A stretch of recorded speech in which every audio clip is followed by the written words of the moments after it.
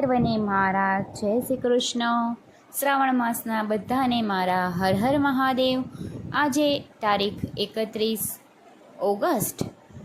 આજે પર્યુષણ મહાપર્વ શરૂ થઈ રહ્યો છે. ત્યારે આજે આપણે પર્યુષણ મહાપર્વ મહાત્મ્ય સાંભળીશું. તો વિડીયોને અંત સુધી જરૂરથી જોજો. અને જો ચેનલમાં નવા હોય અને ચેનલને સબસ્ક્રાઈબ ના કરી હોય તો જલ્દીથી કરી દેજો. વિડીયો પસંદ આવે તો લાઈક અને શેર કરજો. અને ચેનલમાં નવા હોય અને ચેનલને સબસ્ક્રાઈબ ના કરી હોય તો જલ્દીથી કરી દેજો. જૈન ધર્મમાં પર્યુષણનો આ મહાપર્વ 8 દિવસના આ પર્વ દરમિયાન કલ્પસૂત્રનું વાંચન કરવામાં આવે છે. જે અંતર્ગત 5મા દિવસે ભગવાન મહાવીરમાં જન્મનું વાંચન થાય છે. આ પર્વની સમાપ્તિ ભાદરવા સુદ ચોથના દિવસે થાય છે. છેલ્લા દિવસે સંવત્સરી પ્રતિક્રમણ કરાય છે. આ ઉપરથી છેલ્લા દિવસને સંવત્સરી પણ કહેવાય છે. આ સમય દરમિયાન જૈન ઉપવાસ રાખે છે. આત્માને પવિત્ર કરે તેવી આધ્યાત્મિક ક્રિયાઓમાં જોડાય. સદગુણી માત્ર ઉકાળેલું પાણી પીવાનું હોય છે અને તે પણ માત્ર સૂર્યોદય અને સૂર્યાસ્તની વચ્ચે જ પી શકાય છે. પર્યુષણના દર 8 દિવસની શરૂઆત પરોઢના પ્રતિક્રમણથી જ કરવામાં આવે છે. તો પ્રતિક્રમણનો મહાત્મ્ય જૈન ધર્મમાં ખૂબ જ વધુ હોય છે. ધરા ધમખમી રહી હતી, ધોમ ધમખો બપોર હતો.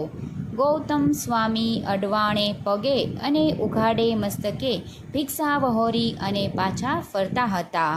દિગંબરજયી ગૌતમના મુખ પર નમ્રતા તરવરી હતી.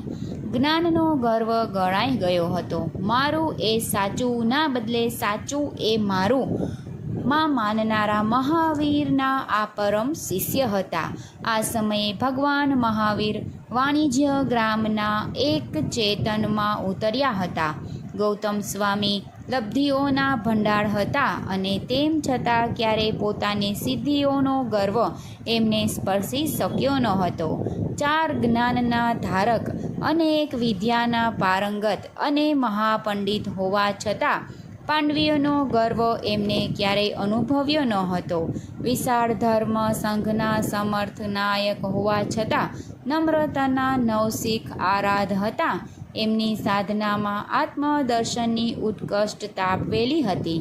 તેઓ સતત વિચાર કરતા કે ક્યારે હું પૂર્ણ વિતરાગ બનું, ક્યારે અને મને મોક્ષની પ્રાપ્તિ થાય. સમતા, સત્ય અને સમન્વયનો સુમેળ સાધવાની ભગવાન મહાવીરની કળા ગૌતમ સ્વામીમાં 16 કળાએ ખીલી ઉઠી હતી.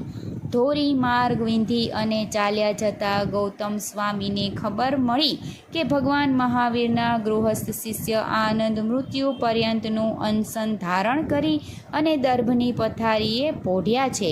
ભગવાન મહાવીરની જેમ જ્ઞાનવંશને ક્ષત્રિક આનંદ વાણિજ્ય ગ્રામના કોલકાસની વેશ નામના પરામાં રહેતા હતા. આનંદ અને તેમની પત્ની શિવાનંદાનું ગૃહસ્થ જીવન અત્યંત સુખી હતું અને બંને ભગવાન મહાવીરના ધર્મના અનુરાગી હતા. ગૃહસ્થ આનંદને સમજાવ્યું કે હે ભગવાન મહાવીરના સંઘના મુનિઓ જેવું ઉગ્ર તપ, ત્યાગ, સંયમ કે વૈરાગ્યનું ઉત્કૃષ્ટ પાલન કરી શકે તેમ નથી. તેથી ભગવાન પાસે એ ગૃહસ્થ ધર્મના 12 વ્રતો સ્વીકારે છે અને એના જીવનની આરાધનામાં વધુને વધુ ઉત્કૃષ્ટતા સાધે છે. શ્રાવક ધર્મ સ્વીકારવાને 20 વર્ષ વીતી ગયા પછી આનંદ શાવકે એક દિવસ ભૌતિક સમૃદ્ધિ અને સાંસારિક સંબંધોનો ત્યાગ કર્યો. પોતાના જ્યેષ્ઠ પુત્રને કુટુંબનો અને વેપારનો સઘળો ભાર સોંપી દીધો. તેઓ ઔષધશાળામાં જઈ અને વિવિધ તપસ્યાઓ કરવા લાગ્યા. પોતાના આત્માને વધુને વધુ નિર્મળ બનાવતા હતા. આત્માની અમરતા અને દેહની નશ્વરતા એને બરાબર સમજાઈ ગઈ હતી. આખા વાણિજ્ય ગ્રામમાં આનંદ શ્રાવકની અંતિમ સાધનાની વાત ફેલાઈ હતી.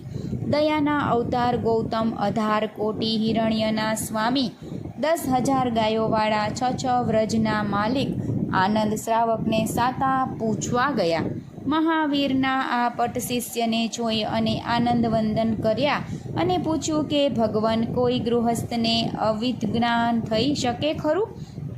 જરૂર થઈ શકે. શ્રમ પોષકને ગૃહસ્થા ચલાવતા પણ ત્રીજું મહાજ્ઞાન અવધિ જ્ઞાન થઈ શકે છે. આ સાંભળી અને આનંદના ચહેરા પર તેજ પ્રગટી રહ્યું. એમણે કહ્યું કે ભગવાન, મને તેવું અવધજ્ઞાન થયું કે તેને કારણે અહીં બેઠા બેઠા હું પૂર્વ, પશ્ચિમ ને દક્ષિણમાં લવણ સમુદ્રમાં પ્રકાશ જોજન સુધી જોઈ શકું છું. ઉપર આકાશમાં શોધકલ્પ સુધી અને નીચે પાતાળમાં લોચક્યુઅન નરકાવાસ સુધીના તમામ પદાર્થ હું પ્રત્યક્ષ જાણી શકું છું. આનંદના અવાજમાં અનુભૂતિનો રણકો હતો. એમની આસપાસ ટોળે વળેલા પરિવારજનો તેમની વાત આશ્ચર્યથી સાંભળી રહ્યા હતા. લબ્ધના ભંડાર ગૌતમ સ્વામી થોડીવાર વિચારમાં પડી ગયા અને બોલ્યા કે આનંદ શ્રાવકને અવધિ જ્ઞાન થઈ શકે ખરું? પરંતુ તેમને કહો છો તેટલું દૂરગામી હોઈ શકે નહીં. તમે ભ્રાંત કથન કર્યું છે. આવા કથન માટે તમારે પ્રાયશ્ચિત કરવું જોઈએ. શ્રાવક આનંદને પોતાના દર્શનમાં દ્રઢ શ્રદ્ધા હતી. તેમને કહ્યું કે ભગવાન પ્રભુ મહાવીરના શાસનમાં સત્ય બોલનાર માટે પ્રાયશ્ચિત છે ખરું? ના. તો પછી આપે જ પ્રાયશ્ચિત કરવું ઘટે. આપે જ અસત્ય કથન કર્યું. આનંદ આત્મવિશ્વાસથી કહ્યું. શ્રમરોષપાસકના આ વિધાને ગુરુ ગૌતમને ક્ષણભર વિસ્મરણમાં નાખી દીધા. લોકો કહેવા લાગ્યા કે આનંદે નાને મોઢે મોટી વાત કરી. ક્યાં સાધુ શ્રેષ્ઠ ગૌતમને, ક્યાં ગૃહસ્થ આનંદ! અરે સાગર એ સાગર ને સરોવર એ સરોવર. ગુરુ ગૌતમ જ્ઞાન સાગર છે. સરોવરને પાળ હોય પણ સાગરને તે કંઈ પાળ હોય? મહાન ગણધર ગૌતમને સત્ય નિર્ણયની ભારે તાવાસી લાગી. એમને તરત જ ભગવાન મહાવીર પાસે જઈ આખી ઘટના કહી અને પ્રાર્થના કરી, હે ભગવાન, આ વિષયમાં કોણે પ્રાયશ્ચિત કરવું ઘટે, મારે કે આનંદને? સત્યના મહાન સમર્થક અને પ્રખર મહાવીરે લેશ માત્ર થોભ્યા વિના કહ્યું કે ગૌતમ, આ બાબતમાં તમારે પ્રાયશ્ચિત કરવું જોઈએ. શ્રાવક આનંદ પાસે વેળાસર ક્ષમા યાચી લેવી જોઈએ. વનના તમામ ઝાડવાના તોફાન વાવટે ઘડીભર ધ્રુજવા લાગે તેમ વાતાવરણમાં ધ્રુજારી પ્રસરી ગઈ. કેવો નિર્ણય!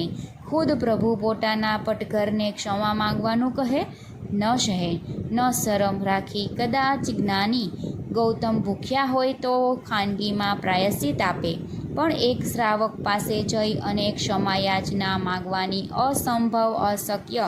ક્યાં ગૌતમ અને ક્યાં આનંદ? ધર્મકર્મમાં થોડું સમજનારો એક શ્રાવક ક્યાં અને ધર્મકર્મના સિદ્ધાંતોના સાગર મહાજ્ઞાની ગૌતમ ક્યાં?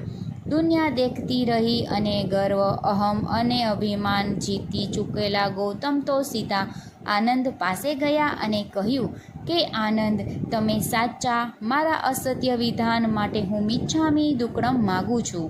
આનંદની આંખમાંથી આંસુની ધારા વહેવા લાગી.